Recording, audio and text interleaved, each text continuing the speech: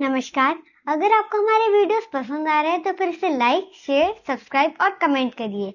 और अगर आपको कोई डाउट है तो फिर आप हमारे चैनल के कमेंट सेक्शन में ज़रूर कमेंट करिएगा।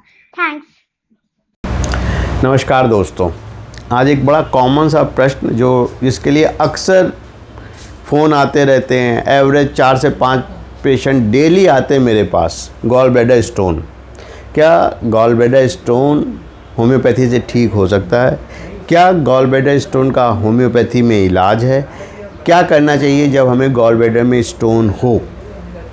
दोस्तों, सीधा प्रश्न का सीधा जवाब, क्या गॉल ब्लैडर स्टोन का होम्योपैथी में ट्रीटमेंट कराना चाहिए या ऑपरेशन करा लेना चाहिए? मेरा जवाब होगा आपको ऑपरेशन की तरफ जाना चाहिए, अगर आपको इन दोनों में से एक चुनना है तो।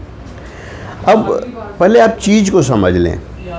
गॉल ब्लैडर स्टोन जब हम लोग जो पहले ट्रीट किया करते थे, तब तक अल्ट्रासाउंड की फैसिलिटी अवेलेबल नहीं थी।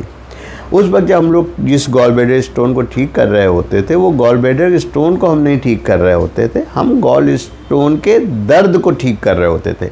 वो जो पेशेंट का जो दर्द होता था, वो दर्द ख़त्म हो जाता है, लेकिन स्टोन बरकरार रहता है। और पहले की हमारे लोग की जो लाइफ स्टाइल थी वो बहुत सिंपल थी, तो उस लाइफ स्टाइल के साथ वो गॉल ब्लैडर स्टोन लोगों के लाइफ में चल जाता था। लेकिन आज की जो हमारी लाइफ स्टाइल है इतनी कॉम्प्लिकेटेड है कि जिसकी वजह से ये इशूज़ कॉमन होता जा रहा है, बढ़ता चला जा रहा है।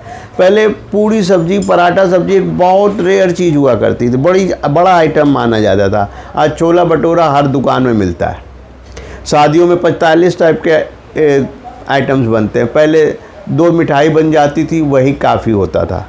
अब लोग और बच्चे शादी के खाने से के नाम पे बोर हो गए, जबकि पहले शादियों का बड़ा क्रेज़ था, क्योंकि अब चीज़ें इतनी प्लेंटी अवेलेबल हो गई हैं, इतना अवेलेबल हो गया।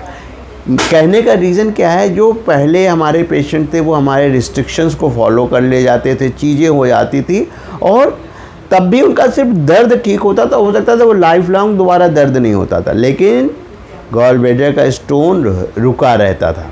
लेकिन आज के समय में ऐसा नहीं है। आज का क्या है कि आदमी लाख कोशिश करे, उसकी जो लाइफ स्टाइल है वो कभी कुछ वो खा ही लेता है, जिसके बाद भयंकर दर्द होता है। दूसरा चीज़, कुछ कंडीशन ध्यान रखें। अब जैसे गॉल ब्लैडर का स्लज है, वो तो चलिए थोड़े दिन आप होम्योपैथी खाएंगे ठीक हो जाएगा, लेकिन अगर स्टोन का साइज़ आपका बड़ा है, 5 mm या इससे ज़्यादा है, तो वो आपको प्रॉब्लम करेगा। मल्टीपल स्टोन है और नुकसान करेगा। बड़ा स्टोन है, दिक्कत करेगा। अब मान लीजिए आपने स्टोन का ट्रीटमेंट लिया और स्टोन अगर आपके सीवीडी में जाके फंस गया, कॉमन बाइल डक्ट बोल के एक जगह होती है, वहाँ जाके फंस गया, तो जॉन्डिस और उसके कॉम्प्लिकेशन होंगे, दर्द भी भयंकर होगा और एक एक्यूट इमरजेंसी होगी। पैंक्रियाज में चला गया, उससे बड़ी दिक्कत हो जाएगी। इसलिए हम लोग को समझना ये होगा कि जब हमें गॉल ब्लैडर स्टोन हो रहा है तब हमें करना क्या है। हमें एक तो अपनी डाइट कंट्रोल करनी है, हमें अपना लाइफ स्टाइल सही करना है। ऐसी कोई चीज़ जिसको खाने से गैस बहुत बनती है वो नहीं खाना है। बहुत ऑयली फूड, मलाई वाला खाना, तेल घी चिकना, जंक फूड बिल्कुल नहीं खाना। चीज़ नहीं खाना, बटर नहीं खाना, मटन नहीं खाना। मतलब इतना परहेज अगर करने की हिम्मत किसी के अंदर हो, तब वो कुछ दिन दवा खा सकता है जिससे दर्द चला जाएगा, लेकिन स्टोन नहीं ठीक होगा। होम्योपैथी बहुत सारी मेडिसिन्स हैं क्योंकि होम्योपैथी सिस्टम मेडिसिन की जो खासियत है, वो खासियत ये है कि वो एक इंडिविजुअल के लिए एक अलग दवा होती है, दूसरे के लिए अलग दवा होती है। एक फिक्स दवा होम्योपैथी में नहीं होती। जो आप सोशल मीडिया और डिफरेंट चैनल्स पे देखते हैं, ऐसा कभी नहीं संभव है होम्योपैथी में। वो हर मरीज के लिए अलग अलग दवा होगी। किसी को चाइनीज़ का नाम मिलेगा, किसी को कार्बोवेट से, किसी को रेफेनस से, किसी को एस्फोटिडा से, किसी को बोल्डो से, किसी को ऑरमेट से, किसी को कैलिकाप से, किसी को कोलोसिन से, किसी को मैकफॉस से। इस तरह के करीब 30-40 मेडिसिन्स हैं। नेट्रम सेल्फ है जो कि मरीज के लिए दी जाती है, लेकिन ये सारी दवाई दी जाती है सिर्फ पेन को कम करने के लिए। स्टोन ख़त्म नहीं होगा। तो अगर आपको स्टोन से छुटकारा पाना है तो उसके लिए आपको सर्जरी ही करानी पड़ेगी या सर्जन के पास ही जाना होगा। पेन रिलीफ हो सकता है, बाकी मैनेजमेंट हो सकता है। आशा करता हूँ कि आपको मेरी ये छोटी सी जानकारी समझ में आई होगी। जब भी आपको गॉल ब्लैडर का स्टोन हो तो आप अपने क्वालिफाइड होम्योपैथ के पास जाएं, वो आपको इसके बारे में सही जानकारी देगा।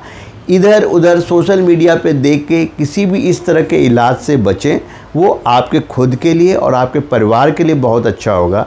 ऐसा मैं इसलिए बोल रहा हूँ क्योंकि मेरा क्लिनिकल एक्सपीरियंसेस, मेरे बहुत सारे मरीजों ने जिन्होंने मेरी बात नहीं मानी, ऐसे करीब 8 केसेस हैं, आज वो इस दुनिया में नहीं रहे हैं, वो परिवार बिल्कुल अधूरा हो गया। इस वजह से मैंने सोचा कि आपको जागरूक करने के लिए मैंने ये वीडियो बनाया है, और जिससे आप जागरूक हों, दूसरों के बहकावे में मत आएँ और ख़ुद जागरूक बने। बहुत सारे अलग अलग तरीके हैं, आप उसको आजमाएं। आप ऑपरेशन कराने की आपकी आर्थिक स्थिति सही नहीं है तो कम से कम परहेज करके आप चलें, उससे भी आपका समय निकल जाएगा और दवा आपको प्रॉपर खानी पड़ेगी। और दवा आप किसी क्वालिफाइड होम्योपैथ के पास जाकर लें, ना कि सोशल मीडिया को देख कर लें। धन्यवाद दोस्तों।